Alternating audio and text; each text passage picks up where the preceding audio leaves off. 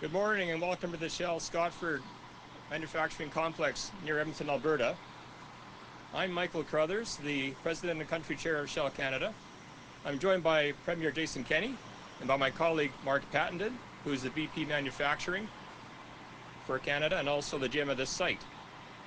Thanks very much for joining us in this virtual press conference.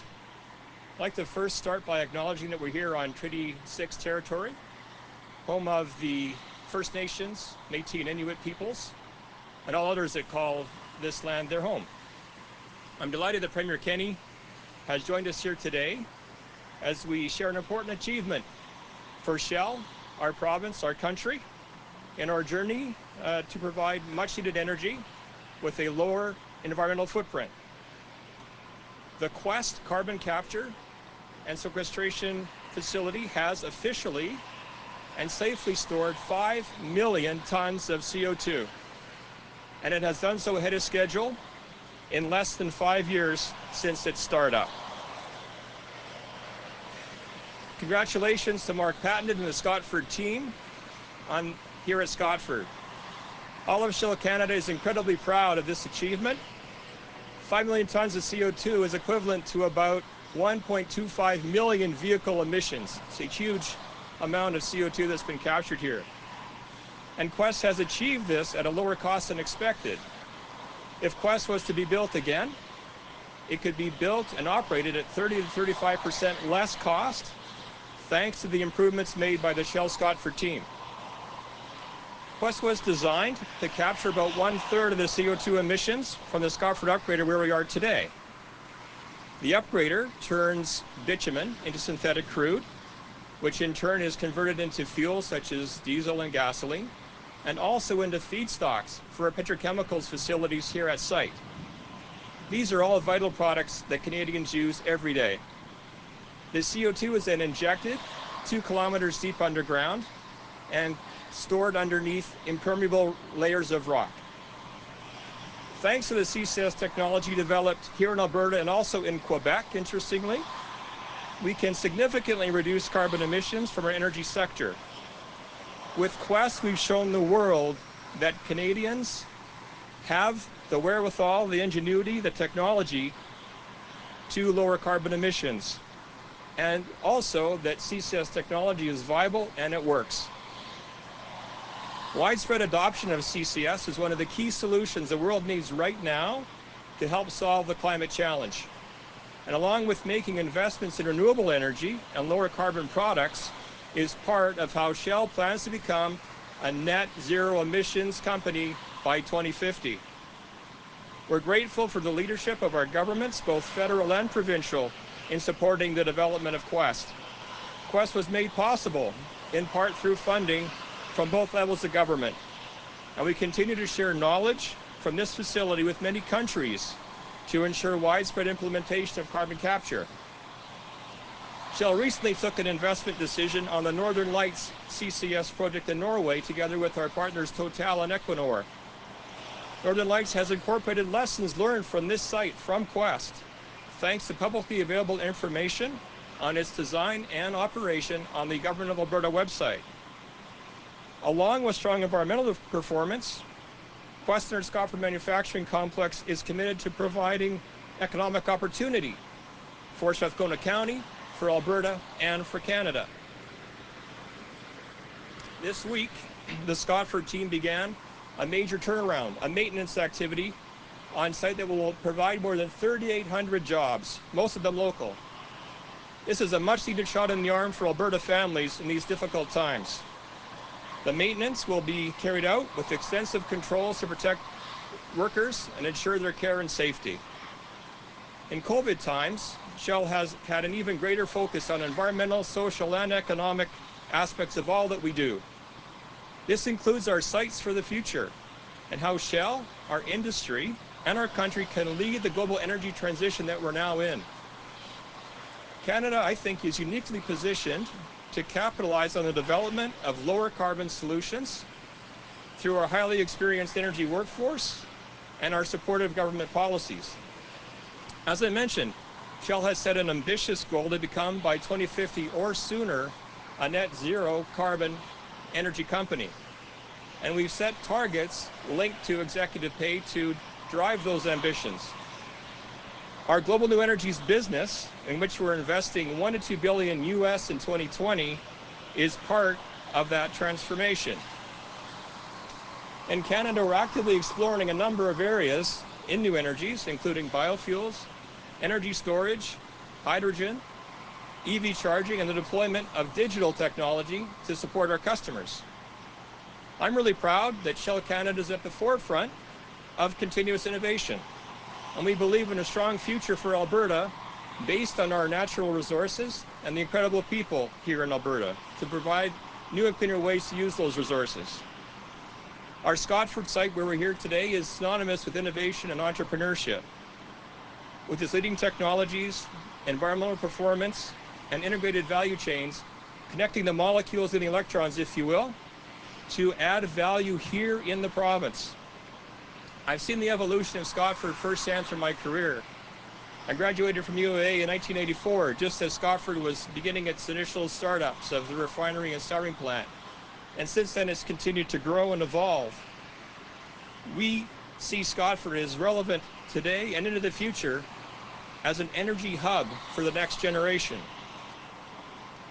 Its integrated approach not only makes it the most energy efficient of its kind in North America, but also in the world. And it's a platform for future growth and expansion for us to provide Canadian and global customers with lower carbon solutions. So while we're here today to salute Quest and the incredible achievement of capture and storage of 5 million tons of CO2, we envision many more milestones and contributions from Shell Canada and Scotford as we build a cleaner energy future. Thank you. I'd like to invite Premier Kenney to the podium. Premier, just 1 second.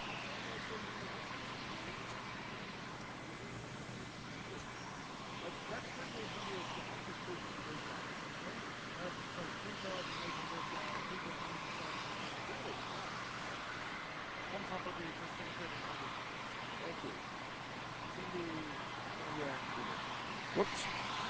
All right.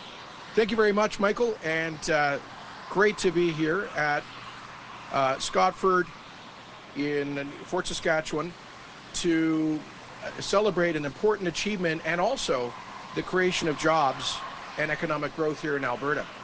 So, first of all, before I begin, I want to talk about the StatsCan jobs report today. I'm happy to see that they report the creation of 91,000 new jobs last month in June. That's important progress, but we have a long way to go. The unemployment rate continues to be at an historic high due to the global coronavirus recession and, of course, the largest collapse in energy prices in history. And that's why last week, Alberta's government launched our economic recovery plan, a plan to build, to diversify, and to create jobs through bold action that will leverage our biggest industry, energy, while continuing to diversify in other areas, including innovation.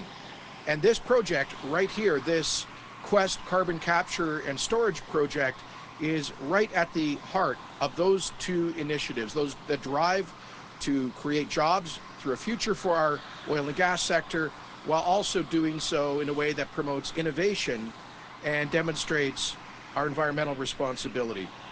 So thanks very much to Michael, to Mark, and to their team here at Shell Scotford Complex to celebrate this landmark achievement for your company and our province in the global quest to reduce carbon emissions. 5 million tons, 5 megatons, effectively 1 million tons of carbon captured in each of the last 5 years. Congratulations to everyone who made this happen. That includes, of course, visionary leaders at Shell like Michael and Mark, and everyone who helped build and now operates this world-beating Quest carbon capture and storage facility.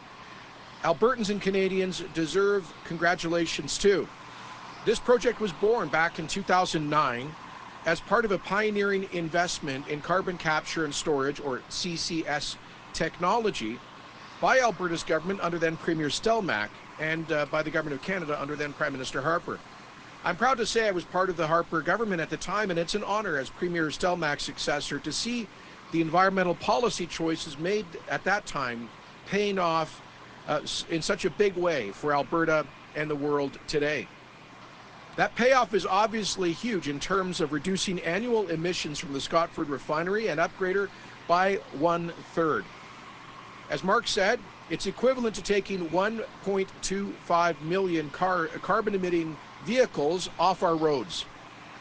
I understand that Quest was not only the world's first commercial CCS operation, but it's also the biggest and the best, having sequestered more CO2 in total than any of the other 20 large-scale commercial facilities operating around the world, and more in a single calendar year than any other. This is real global leadership in the fight against climate change.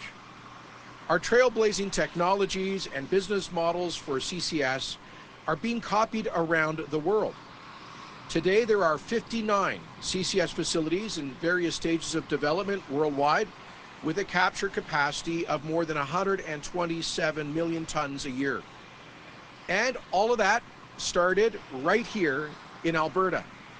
I know there have been doubters at home and abroad, but CCS is now established as a primary technology for reducing industrial emissions, and it's only going to get bigger, better, and more cost effective. And in fact, carbon capture and storage has now really turned into carbon capture utilization and storage, as new technologies are finding ways to help us extract abandoned energy in reservoirs to improve productivity in the oil and gas sector while reducing emissions.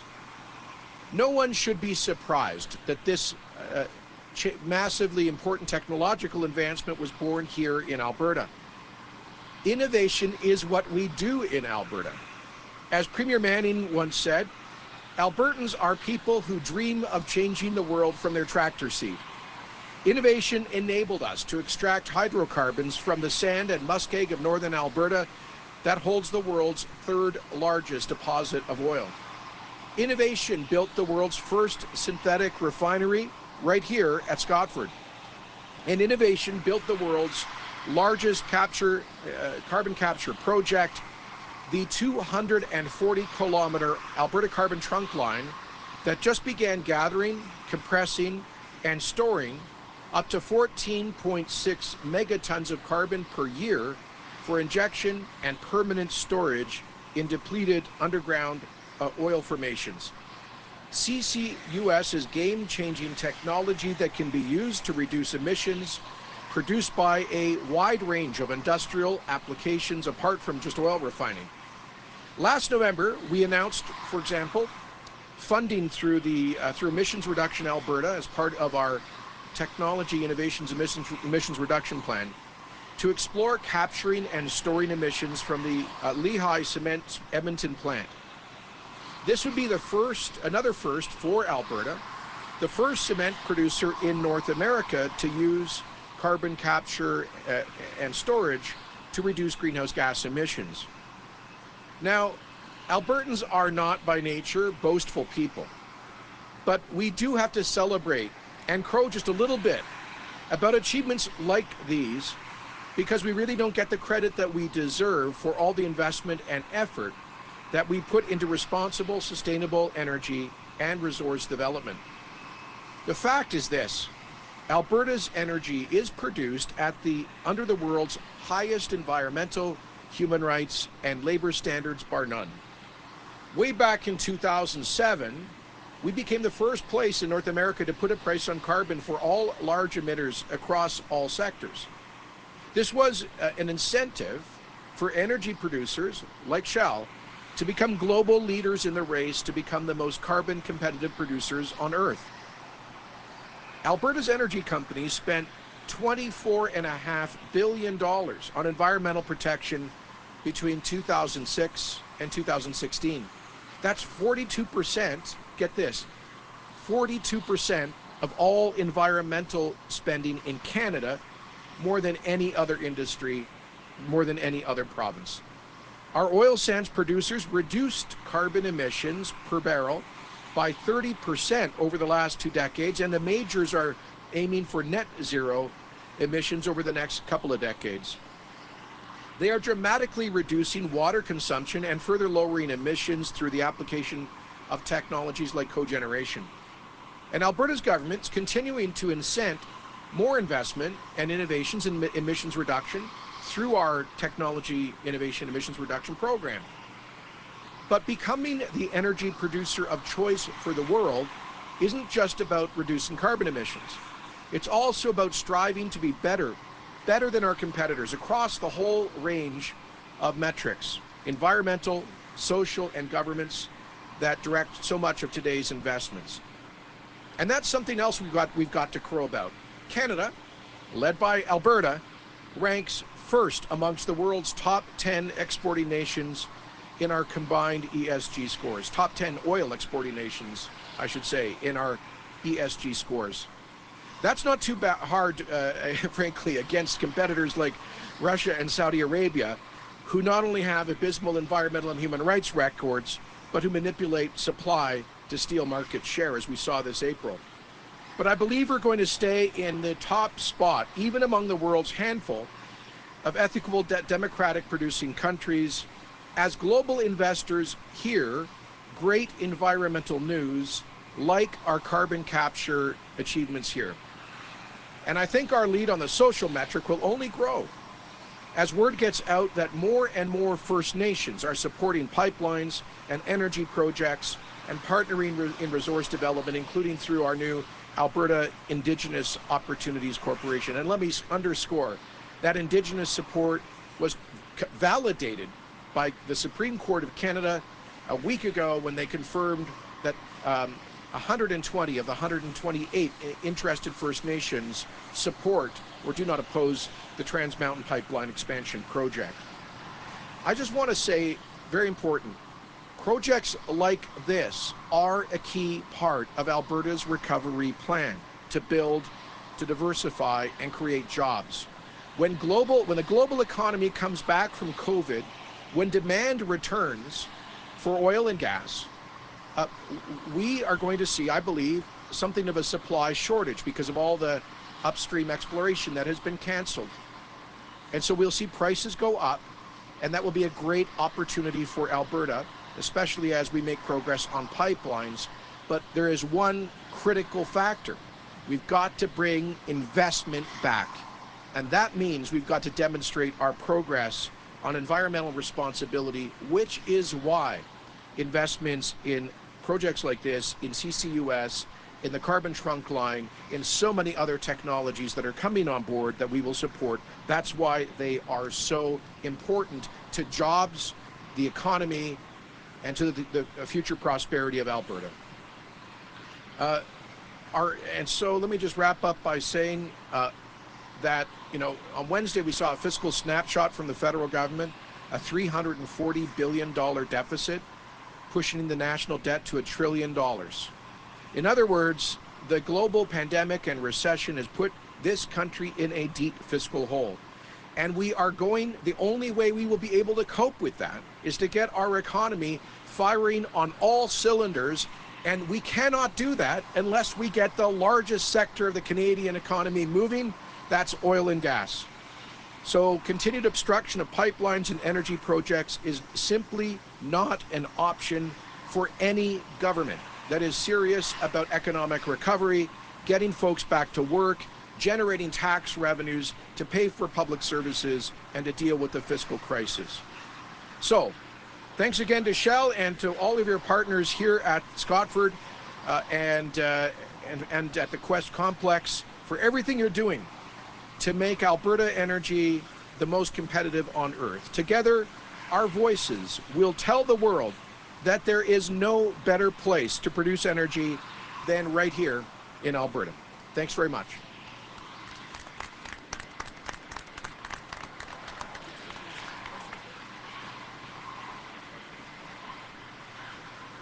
Are there any questions? Okay, we'll start the Q&A. Operator, can you please put through the first caller? First question comes from James Keller of the Globe and Mail. Your line is open. This is a bit of a two-parter for the Premier. Can you explain the rationale for this idea of publishing the pay of Alberta doctors? And what would you say to Albertans who wonder why the government is going to war with physicians in the middle of a pandemic? Sure. Thanks very much. So first of all, we need to recognize that Alberta has the best compensated physicians in Canada by a country mile. According to data from the Canadian Institute of Health Information, CIHI, our physicians are compensated on average more than 20% more than the average across the country. The average Alberta physician, their gross billings are $413,000. That's $107,000 more than the average across Canada in other provinces like Ontario. We are going through a fiscal and economic crisis, and everybody needs to be part of the solution. In the past 5 years, the average private sector's after-tax income has declined by 10%.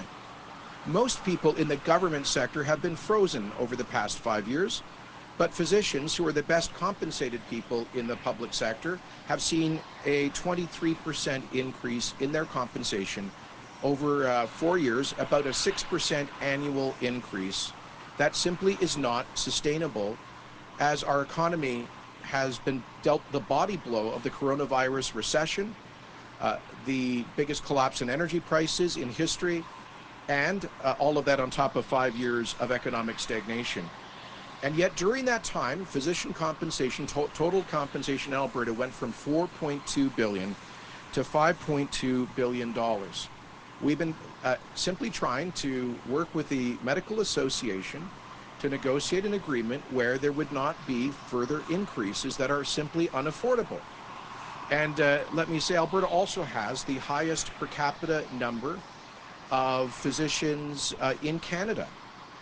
And so I gather that the AMA is now using a tactic trying to scare people to suggest physicians are going to start leaving Alberta en masse. According to the College of Physicians and Surgeons, there is no evidence of a increase in the number of physicians leaving service here in Alberta.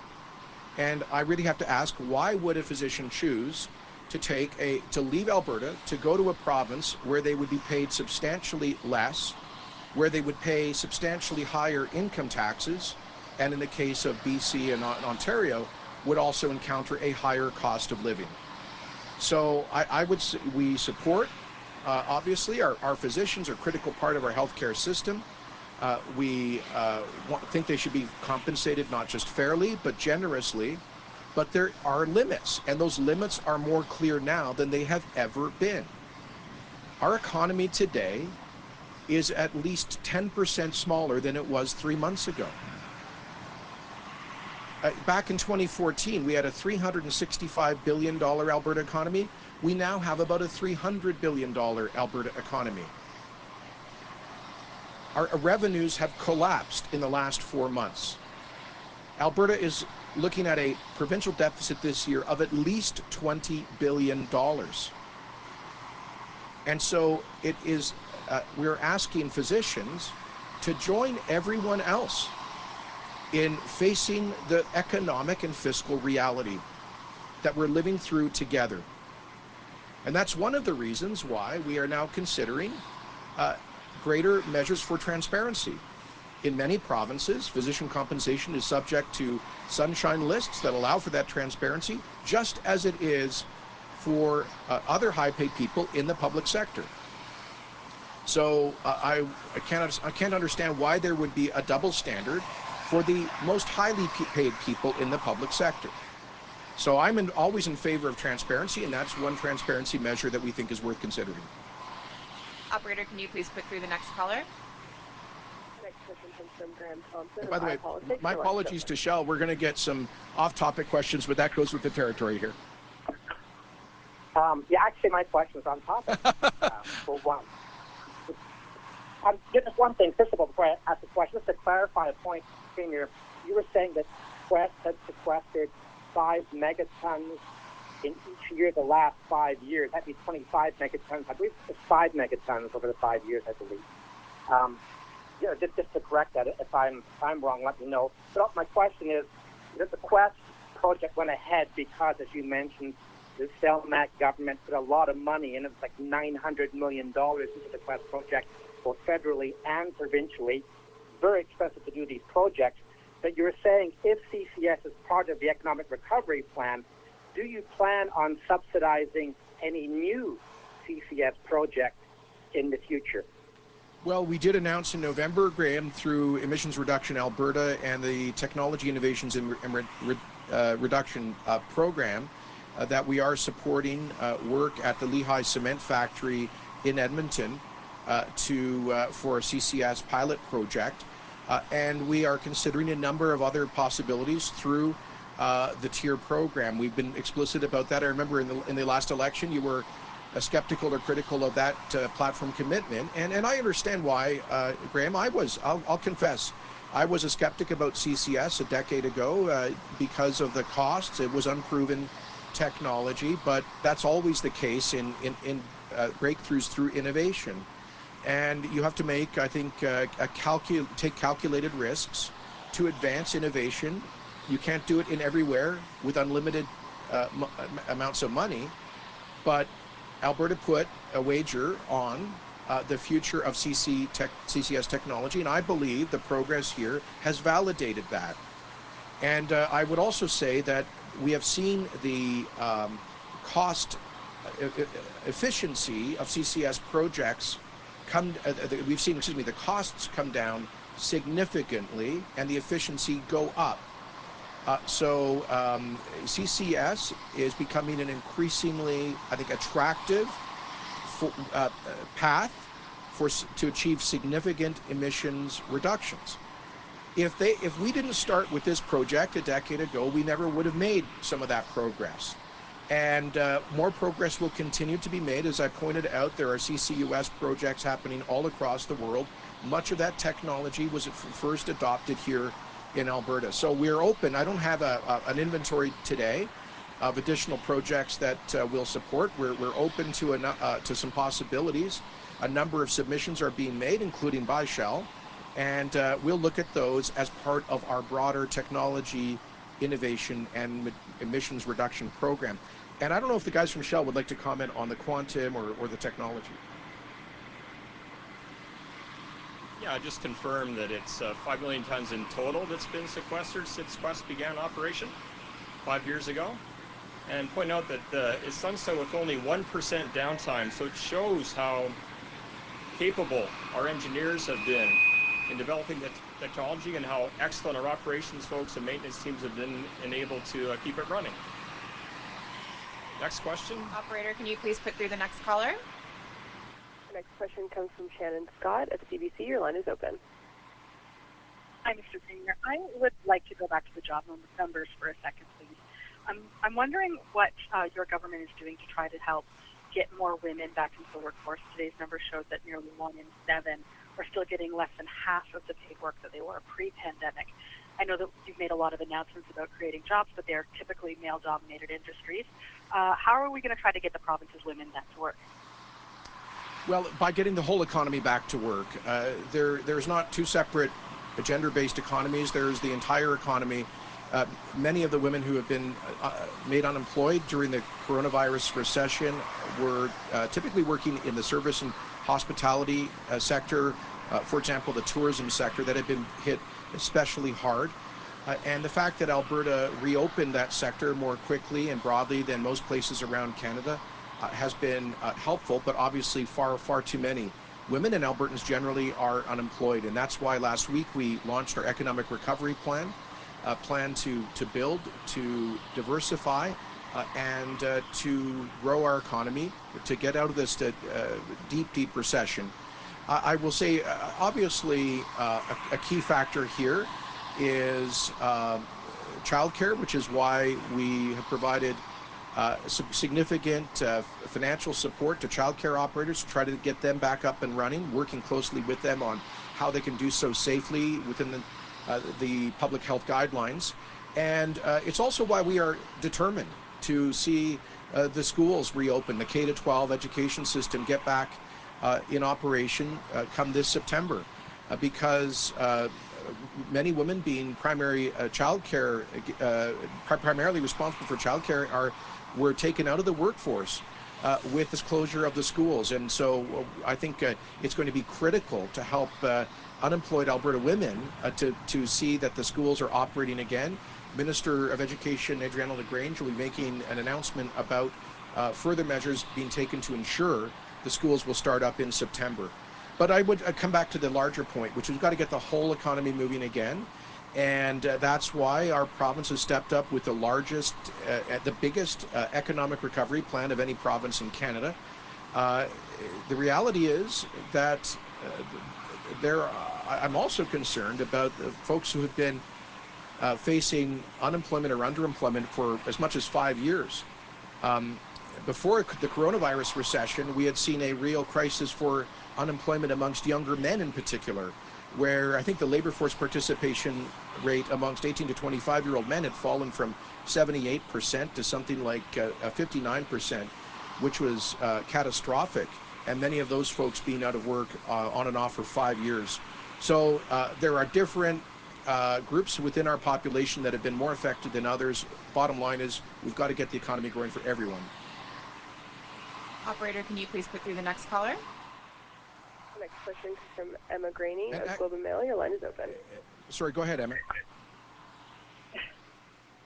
Yeah, no worries. Feel free to add in your other thought after I ask this question. I just want to go back to something you said there about CCS, and you were kind of a self-admitted skeptic like a decade ago or quite some time ago, and you changed your mind, which also said that, you know, CCS projects are only good now and really operating now and are at such a stage they are because of the investments that we made decades ago.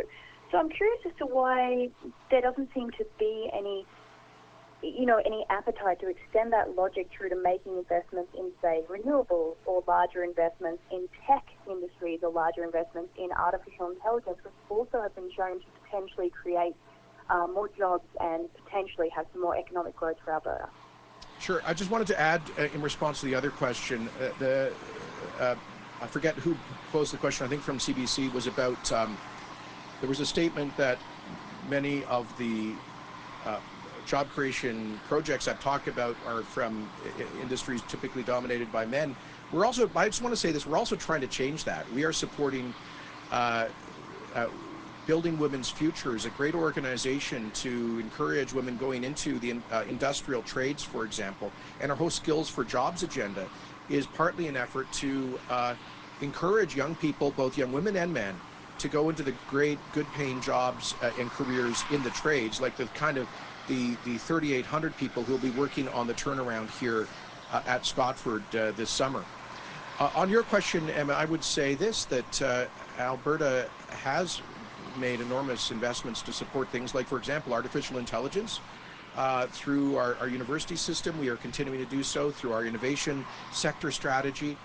And as announced last week, we will be launching the innovation tax credit so that we have at least a level playing field with other provinces and incentivizing start-up phase tech companies in the innovation sector. So this is our economic recovery plan is a plan to diversify.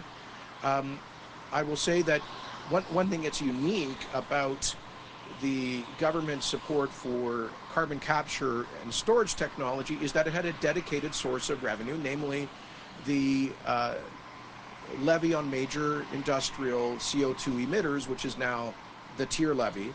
And that's not the case for other sectors. We're not going to start raising taxes in order to pay for things like innovation tax credits. So this is, I think, a unique example of where you can have a levy that incentivizes environmental progress to reduce carbon intensity, in part through technology like this. That's exactly the premise of our tier program. And we think it's going to be an important part of Alberta's economic future. Okay, we have time for two more. Operator, can you please put through the next caller? Our next question comes from Lisa Johnson of Post Media. Your line is open. Hi, thanks for taking my question. I'm wondering, AIMCo released its report yesterday on its volatile trading strategies that recently took a hit. And I'm wondering if I can get your general reaction and opinion on the report. especially considering the province is moving a lot of public pensions into AIMCo, and given the public interest in that file. Sure. So, as you know, AIMCo is operated independent of government under the direction of a highly qualified board. We recently appointed as chair of the board Mark Wiseman, the former chairman of the Canada Pension Plan Investment Board. And I understand that the board and management are reviewing some of the decisions that were made that led to that particular strategy. My understanding is that, well, as of a month ago, AIMCo's overall portfolio was down by less than the average amongst major pension and asset managers around the world. Every single major asset manager has obviously seen a decline in their assets during the largest global economic contraction since the 1930s. And so I do understand that they're looking at one particular investment strategy and how that was made and whether there was appropriate governance rules followed in that respect. And I know that Minister Toews has spoken to both the president and the chairman of AIMCo to ensure that they do a proper lessons learned on that particular investment. I will point out, however, that AIMCo's long-term investment track record is very solid. They have typically beat the market in most years, and I think that's what we would hope for from the Crown Corporation that invests assets on behalf of Albertans. Okay, operator, can you please put through the last caller? Our final question comes from Charlotte of Radio Canada. Your line is open. Bonjour, M. Kenney. Une question sur les chiffres du chômage qui montrent à quel point que les femmes sont plus touchées que les hommes par la crise du coronavirus. C'est quoi dans votre plan de relance qui est mis en place pour répondre justement à ce problème? Tout d'abord, je suis heureux à voir dans les chiffres aujourd'hui une augmentation de 91 000 nouvelles emplois, mais cela étant dit, évidemment, le chômage est toujours une crise à cause de la récession du coronavirus. Et c'est la raison pour laquelle, la semaine dernière, nous avons lancé le plan d'action économique de l'Alberta pour diversifier l'économie et pour créer les emplois. Et c'est pour tous les Albertains, les femmes et les hommes. C'est essentiel d'avoir la croissance économique pour tous les secteurs, pour toute l'économie.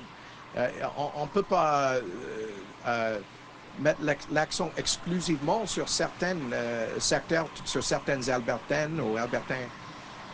Je souligne par exemple que depuis les dernières 5 années, on a vu une diminution d'emplois pour les jeunes hommes en particulier très grave. Et il y a des jeunes hommes en Alberta qui sont chômeurs depuis 4-5 ans. Alors, évidemment, il y a une augmentation de chômage parmi les femmes dernièrement, et en particulier dans le service d'hospitalité de service. C'est une des raisons pour lesquelles nous avons ouvert les restaurants, le secteur d'hospitalité plus vite que les autres provinces. Deuxièmement, c'est la raison pour laquelle nous avons donné les subventions aux garderies pour aider avec la garde d'enfants. Et troisièmement, c'est les raisons pour lesquelles nous sommes déterminés d'ouvrir les écoles en septembre prochain pour que les familles, y compris les mères en Alberta, auront cet appui pour leurs enfants. C'est essentiel et le ministre de l'Éducation fera une annonce prochainement en ce qui concerne l'ouverture des écoles cette année. Thanks very much. That concludes the question and answer. Thank you. All right.